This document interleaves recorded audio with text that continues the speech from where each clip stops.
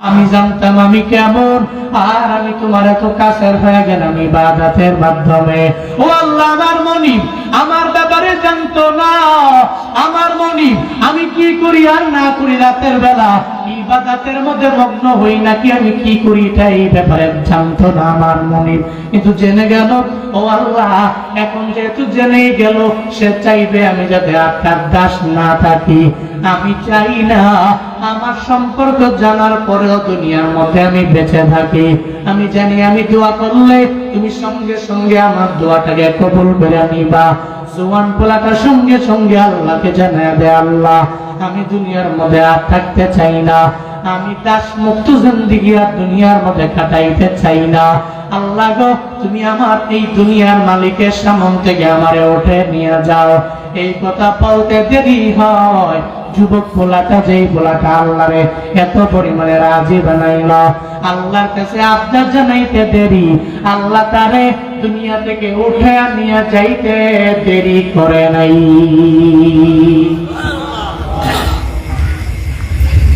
প্রকাশ হয়ে গেছে, আমি আর থাকতে আছি না, নিয়ে যাবে। আল্লাহ কয় যা করে নিয়ে যাবে।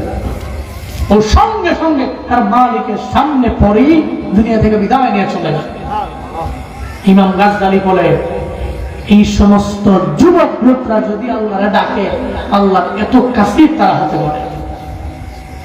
আপনি যে আজকে থেকে ট্রাই করেন, আপনি মন থেকে 5 ওয়াক্ত নামাজ পড়েন, জুয়ান কালটারি ইবাদতের মাধ্যমে কাটায় আল্লাহর কাছে কাঁদেন, দেখবেন এই দোয়া এটা অস্ত্র। আপনি যা চাইবেন আল্লাহ অবশ্যই আপনাকে তা দিবেন। নবীজি বলেছেন, সাবআতুন ইউযিল্লুহুমুল্লাহু ফি জিল্লিহি ইয়াওমা লা জিল্লা ইল্লা জিল্লুহু। 1 নম্বর আল ইমামুল আদিল, 2 নম্বর ওয়াশাবুন নাশআ ফি ইবাদাতি রাব্বিহ। নবীজি বলেছেন, কিয়ামত যখন হবে, আসছে আল্লাহর ছায়া ছাড়া যেদিন কোন ছায়া থাকবে না, ওদিন আল্লাহ 7 শ্রেণীর লোককে ছায়া দিবে। এর মাঝে 2 নাম্বার হলো ওই যুবকটা, যে যুবকটার যৌবন কালের সময়টা ফ্রি ফায়ার খেলে কাটাইছে। হ্যাঁ, কথা কয় না কেন? এরকম নেশা আছে না নাই?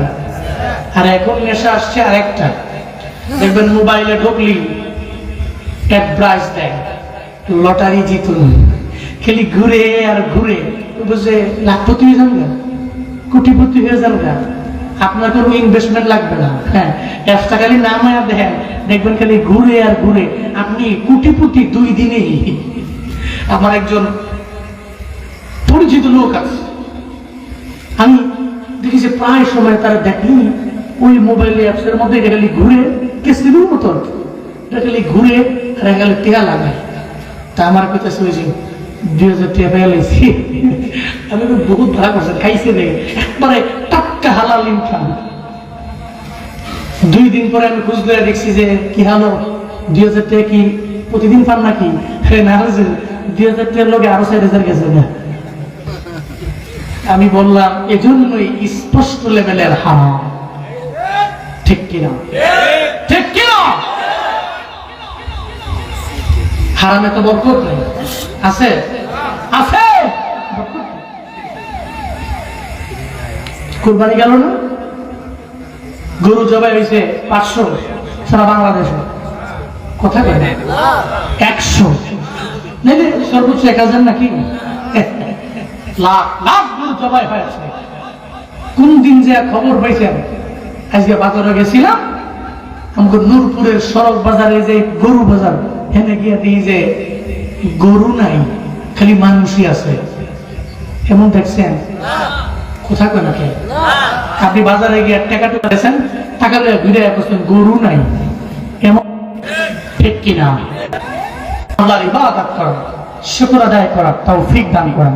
সকলে পড়ি আমিন। তাহলে 1 নম্বরে মিশন, ইবাদত চলবে কার? করব কোন সময়? কোথা কয় নাকি? কোন কালে?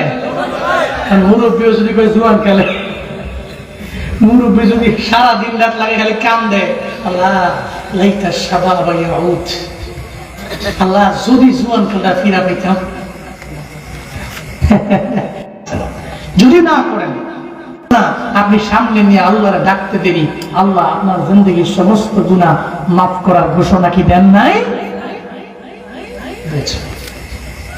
তো এক নাম্বার ইবাদত আল্লাহ করব, দুই নাম্বার আল্লাহর ইবাদতের পরে খেদমত করব আব্বা আমার। কার ইবাদত? আল্লাহর কইরা, এরপরে শুকর, খেদমত, সদাচরণ আব্বা আম্মা করব। মনে রাখবেন, আপনার আব্বা আম্মার ওসিলায় আপনি দুনিয়াতে আসছেন বাপ। আপনি হয়তো টের পান না, এরা আপনাকে ভালোবাসে, এরা আপনাকে মহাব্বত করে, আপনি টের পান না। তবে মনে রাখবেন, যেদিন আপনি আব্বা আম্মাকে ছেড়ে দূরে চলে যাবেন, আপনি হারে হারে হারে টের পাবেন এরা কেমন দামি সম্পদ। আপনি হারে টের পাবেন। ঘরের মধ্যে মা আছে, বাবা আছে, এরপরেও দেখবেন মা বাবার কদর দেয় না। যে পোলাটা 18 বছরের, 19 বছরের, 20 বছরের পোলাটাও মাকে ধমক দেয়, আব্বারে ধমক দেয়। হঠাৎ করে যখন প্রবাসে চলে যায়, ওই ছেলেটাও চোখের পানি ফেলায় ফেলায় গভীর রাতে তার মায়ের জন্য কান্দে। আমি জানি রে, এরা আব্বা আম্মারে বড় মিস করে চোখের পানি ফেলায় মা বাবার জন্য এরা কান্না করে। এই যে যারা আমার ফেসবুকে ফলো করে আমারে, তারা দেখছে আমি মালয়েশিয়ায় গিয়েছিলাম, বেশি দিন হয় নাই। ওখানে এমন বাংলাদেশিদের ভালোবাসা আমরা দুইজনে পেয়েছি, এরা এমন মহাব্বত আমাদের করলো। এমন এক বাঙালি পেয়েছিলাম যে আমাদের হোটেলের নিচে এসে চোখের পানি ফেলায় ফেলায় কাঁদছে। হুজুর, আমার বাড়ি নরসিংদী জেলা,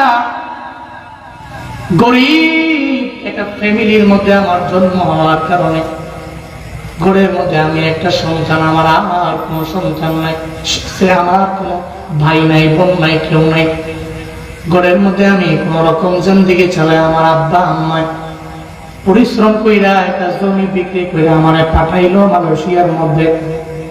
কষ্ট করি, এত পরিমাণে আমি পরিশ্রম করি, কিন্তু গত 1 সপ্তাহ আগে শুনি হঠাৎ করে আমার বাবাই নাকি স্ট্রোক করে হসপিটালের মধ্যে ভর্তি হয়ে গেছে।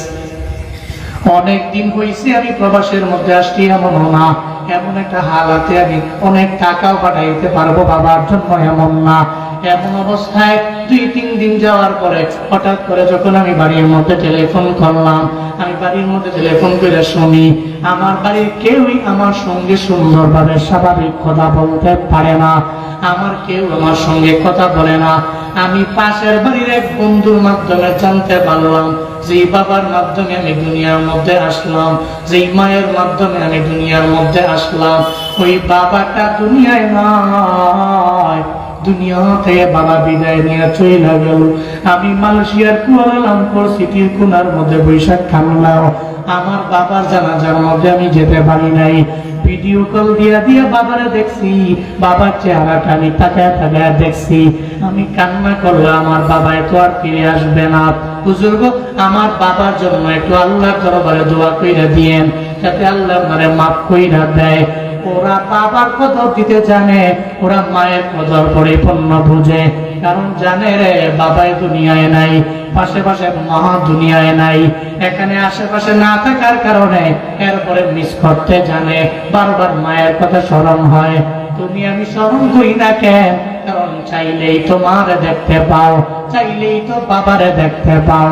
মইরা গেলে টের পাবা, মরার আগে কেউ মা বাবার কথা টের পায় না, ঠিক কিনা?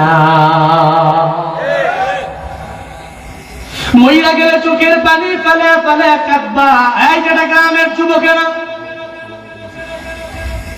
মইরা গেলে চোখের পানি ফেলে কান্না করলেও তোমার মা বাবাই তোমার সঙ্গে আসবে না, কাছে আসবে না। তুমি যে বাবার একটা ফোন কেনার জন্য ধমক দাও, ওই বাবার জানো কি পরিমাণ কষ্ট করলো। বাবাদের এত পরিমাণে ত্যাগ, এত পরিমাণে স্যাক্রিফাইস দুনিয়ার কেউ তোমার জন্য করবে না রে বাপ। বাবারা নতুন লুঙ্গি দেখবেন পরে না, সন্তানের জন্য নতুন লুঙ্গি আনেন, নতুন লুঙ্গি সন্তানের কিনা দেয়, নিজে নতুন লুঙ্গিটা পড়তে পড়তে চায় না। একটা টুপি যখন কেনার জন্য যায়, দেখবেন নিজে কিনতে চায় না, টুপির মধ্যে ময়লা লেগে আছে, ওই টুপি নিজে কিনতে রাজি না। টুপিটা করে সন্তানটা টুপিটা কিনা দেয়, সন্তানটা মাদ্রাসায় যেতে পারে, সন্তানটা যাতে তার বন্ধু বান্ধবের সঙ্গে যায়, ওই বন্ধু বান্ধবের সঙ্গে যাইয়া যাতে সে ছোট না হয়। আমি তারে নতুন টুপি কিনা দিলাম, নতুন একটা পাঞ্জাবি তারে বানায় দিলাম, একটা নতুন লুঙ্গি আমার সন্তানটারে কিনা দিলাম। একটা বাবা হইয়া সন্তানের জন্য কি পরিমাণে স্যাক্রিফাইস করছে। তাই ভারতের বিহারের মধ্যে এক আল্লাহর বান্দা, অনেক গরিব মানুষ, বয়স 50+ হয়ে গেল, ঘরের মধ্যে সন্তান একজন আছে, নাম হলো ইমরান। এই একটু মনোযোগ দিয়ে শুনবেন রে বাবা, আপনার বাবা আমার বাবা যে পরিমাণে কষ্ট করে আমারে আপনারে বড় করলো, হঠাৎ করে দেখবেন আমরা বড় হয়ে যাওয়ার পরে ভুলে যাই। ভারতের বিহারের ওই ব্যক্তির নাম হলো আব্দুর রহিম। 50 বছরের প্লাস পার হয়ে গেল, ঘরের মধ্যে বিবিও নাই, স্ত্রী বিদায় নিয়ে চলে গেল, সন্তান ঘরের মধ্যে আছে, নাম হলো ইমরান। ইফতারা মাদ্রাসার মধ্যে একটু আসা যাওয়া করে, বিবিও ঘরের মধ্যে নেই, সন্তানটা মাদ্রাসার মধ্যে যায়, মাঝে মাঝে যায়, ডেলি আইসে যায় পড়াশোনা করে, বাড়ি থেকে মাদ্রাসায় যায়, আবার মাদ্রাসা থেকে বাড়ি চলে আসে। গরিব মানুষ মাঝে মাঝে সুযোগ পাইলে মাটি কাটে, আবার অনেক পরিশ্রম করে নিজের জিন্দেগি চালায়। মাঝে মাঝে সুযোগ পাইলে বড় এক গহীন জঙ্গলে যায়, গহীন জঙ্গলে যাইয়া কাঠ কাইটা জীবিকা নির্বাহ করে। একটা পর্যায়ে ছোট বাচ্চাটারে কোন রকম জিন্দেগি চালাইতে যখন লাগলো, হঠাৎ করে একদিন ছোট বাচ্চাটাই তার বাবার কাছে আবদার জানাইলো, বাবা রে, আমার ঘরের মধ্যে আমার মায়ের তো নাই, চাইলেই তো আপনি একটা বিয়া কইরা আরেকজন মা ঘরের মধ্যে আনতে পারেন, আপনার বয়স অনেক বেশি হয়ে যায় নাই যে আপনি একজন মা ঘরে আনতে পারবেন না। সঙ্গে সঙ্গে বাবা কয়, এই ছেলে, তোরে আমি এত পরিমাণে মহব্বত করি, আমি তোর ঘরের মধ্যে আরেকজন বিবি আমি আনতে পারবো না, তোর জন্য আমার জীবনটারে আমি স্যাক্রিফাইস করে দিতে রাজি আছি। তবে মূল কথা কি বলবা, তুমি আমারে জানায়া দাও না। গভীর রাতে একটা পর্যায়ে ছোট্ট বাচ্চাটা ইমরান তার বাবা আমার কাছে জানায়া দেয়, বাবারে, প্রতিদিন আমি মাদ্রাসায় যাই, আমার পরনের মধ্যে পায়ের মধ্যে এক জোড়া জুতা আমার নাই, একটু দামি একটা জুতা কিনবার আমার মন চায়, আমার বন্ধু বান্ধবেরা দামি জুতা পরতে পারে, এরা চাইলেই জুতা কিনতে পারে, এদের বাবা এদের কিনা দেয়। আমরা বড় গরিব হয়ে গেছি, বড় অসহায় আমরা হয়ে গেলাম, আমরা চাইলাম আমরা পায়ের মধ্যে দামি জুতা পরতে পারবো না। এরপরও বাবা গো, আমি তোমার কাছে একটা আবদার জানাইলাম, এক জোড়া জুতা যদি আমাদের কিনে দাও, আমারে কিনে দাও, এই জুতাটা পরে আমি মাদ্রাসার মধ্যে যেতে পারবো। একটা বলো যে বাবাটা, আমি তো গরিব মানুষ, চাইলে আমি কিনতে পারবো না, একটু রাতটাকে একটু পোহাইতে দাও। একটা বড় যায়, পরের দিন রাত যখন শেষ হয়ে গেল, বাবা আব্দুর রহিম দৌড়ে যখন বাজারের মধ্যে যায়, একটা পুরাতন জুতার দোকানে গিয়া বলে, এই জুতার দোকানদার, এক জোড়া জুতা তুমি আমারে দিবা কিনা? ধরো এক জোড়া জুতা নিয়ে যাও। দাম কত দিবা? 300 টাকা দেওয়া লাগবে। আছে তো আমার কাছে মাত্র 20 টাকা, আমি 300 টাকা দেওয়ার মতো পুঁজি আমার কাছে নাই, আমি কোন রকম জিন্দেগি চালাই, মাটি খাইটা জিন্দেগি চালাই, আমি কাঠ বেচা জিন্দেগি চালাই, আমি মানুষের বাড়িতে কাজ করে জিন্দেগি চালাই, 300 টাকা দিয়ে একটা জুতা কিনবো, আমার পোলার জন্য এই পুঁজি আমার নাই, তবে জুতাটা রেখে দিও, আমি কালকে পরিশ্রম করে ঘাম ঝরে টাকা আনবো, এরপরে তোমার কাছে দিয়ে আমি আমার সন্তানের সবটারে পূরণ করব। পরের দিন যখন রওনা, এবার আর কাজের জন্য আব্দুর রহিম যায় না। একটা পর্যায়ে আব্দুর রহিম একটা ব্লাড ব্যাংক এলাকা চলে গেল, যেখানে রক্ত কেনা বেচা হয়। যা বলে, ও ব্লাড ব্যাংকের ম্যানেজার, আমি আসছি, আমি এমন একজন বাবা, সন্তান আমার দরবারে এক জোড়া জুতার জন্য কান্দেবি, চাইলেও এক জোড়া জুতা ওরে দিতে কিনা দিতে পারি না, আমি আজ কাজের জন্য যাই নাই, তোমাদের ব্লাড ব্যাংকে আসলাম। তুমি ব্লাড ব্যাংকের ম্যানেজার যেহেতু, আমার ও পজিটিভ রক্ত স্বাভাবিক সব জায়গায় পাওয়া যায়, অনেকের কাজে লাগানো যায়। এক ব্যাগ রক্ত আমার থেকে নিয়ে যাও, বিনিময়ে আমার 300 টাকা যদি আমার দাও, আমার সন্তানের জন্য একজোড়া জুতা আমি কিনে নিয়ে যেতে পারবো। একটা পর্যায়ে ওই ম্যানেজারও কয়, এমন বাবা তো জীবনে দেখলাম না, যেই বাবা সন্তানের জন্য নিজের রক্ত বেইটা হলেও একজোড়া জুতা নিয়ে যাবেন। ওই কারণ কি? আমার উদ্দেশ্য হলো আমার ছেলেটা একটা মাদ্রাসার কোরআনের হাফেজ হয়ে যাবে। ও আমার কাছে একটা আবদার জানাইছেন, আমার কাছে একটু বলছে যদি আমি একজোড়া জুতা কিনা দেই, আমার এক ব্যাগ রক্ত নিয়ে যাও, বিনিময়ে আমার 300 টাকা দিয়ে দাও। আব্দুর রহিমের রক্তগুলো টেনে টেনে টেনে টেনে ব্যাগ ভরে নিয়ে যায়, 300 টাকা দিয়ে দেয়। ধরো তোমার ওই মাদ্রাসার কোরআনের হাফেজ ছেলেটার জন্য একজোড়া জুতা তুমি কিনে নিয়ে যাও। তখন জুতাটা কিনে নিয়ে গেল। তখন আব্দুর রহিমের ছেলে ওই মাদ্রাসায় পড়বে ইমরান নামক ছেলেটা সঙ্গে সঙ্গে খুশি হয়ে গেল। বাবা রে, আমার জন্য আমার আবদার আপনি রাখলেন, একজোড়া জুতা কিনে নিয়ে আসলেন, কিন্তু কেমনে আনলেন বাবাই তো বলতে চায় না, কেমনে আনলেন বাবাই বলতে চায় না। কারণ সন্তান যদি শুনে রে, তাই বাবাই বুঝি আমার জন্য রক্ত বীজে জুতা আনছে, সন্তান বলবে জুতা আমি পড়তে পারবো না, বাবাই একটা ম্যানেজ করে আনছি, কিন্তু মূল কথাটা সন্তানটারে বলতে রাজি না।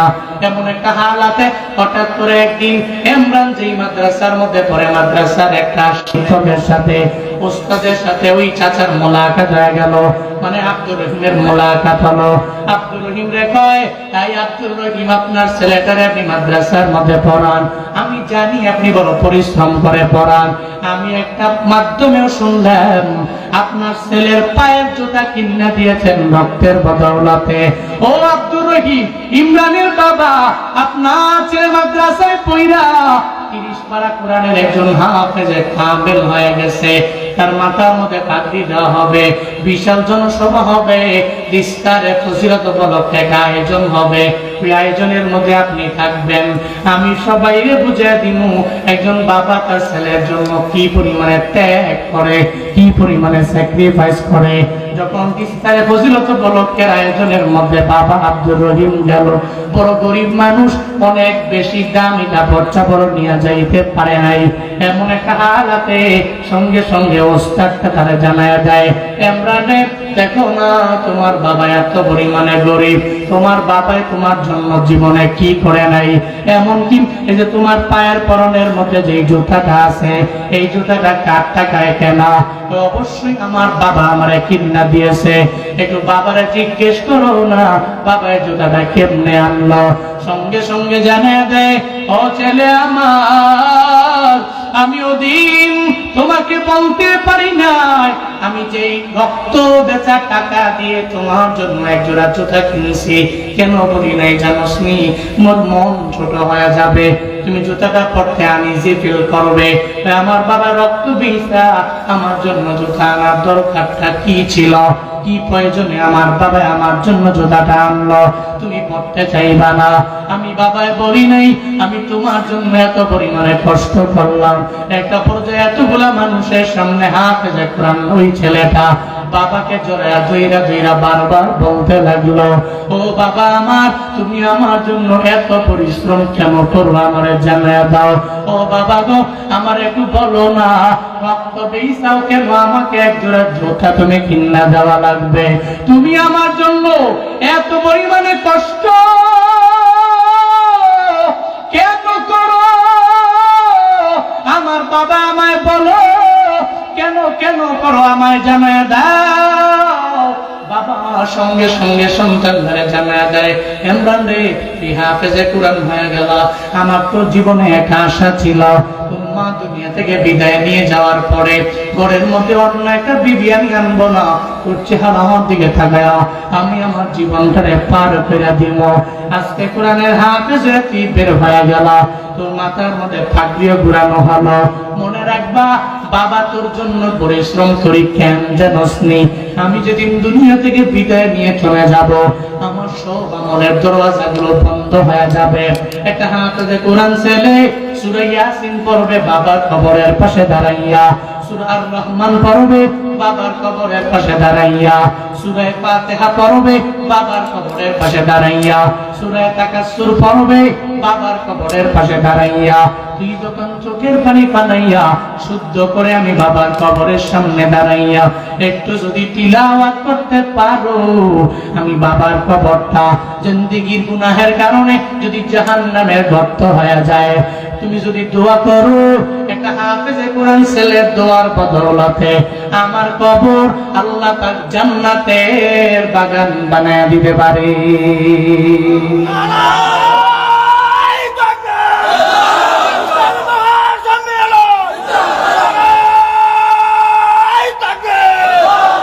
আতিনা ফি দারে দুনিয়া না হাসানা আতিনা ফি দারে উকবা না হাসান ইয়া গিয়াসাল মুস্তাগীসি নাহদিনা লাবদিকারা বিল উলুমি ওয়াল গিনা हर गोरी देने को तू तैयार है, जो न मांगे उसको तो बेजार है।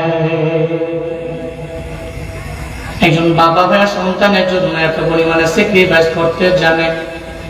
জেঠা গ্রামের যুবকেরা, মৌলভীপাড়ার যুবকেরা, নাসিরনগরের যুবকেরা আজকে দেখেন নিয়ত করে না যে বাবা পরিশ্রম করে তোমারে আমারে বড় বানাইলো, বাবারে ভুলে যেও না। এটা এমন এক বৃক্ষ, চলে গেলে তুমি হারে আরেকটার বাবা। থাকতে বাবারে দাম দাও, থাকতে বাবারে কদর দাও, থাকতে এদের থেকে দোয়া নেও, কারণ আদেশটা তো জুনায়েদুল হাবিব দেয় না, আদেশ দিয়েছেন একজন, চিল্লা বলেন তার নাম।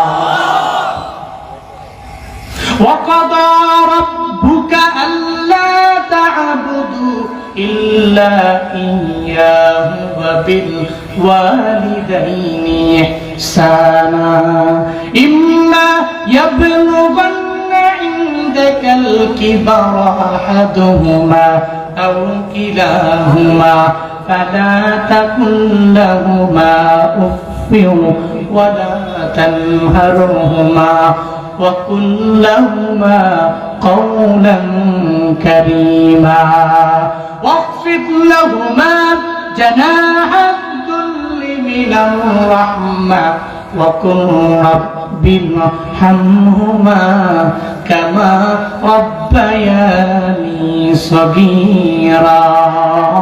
জোরে জোরে চিল্লায় পড়েন আল্লাহু আকবার, আর জোরে আল্লাহু আকবার।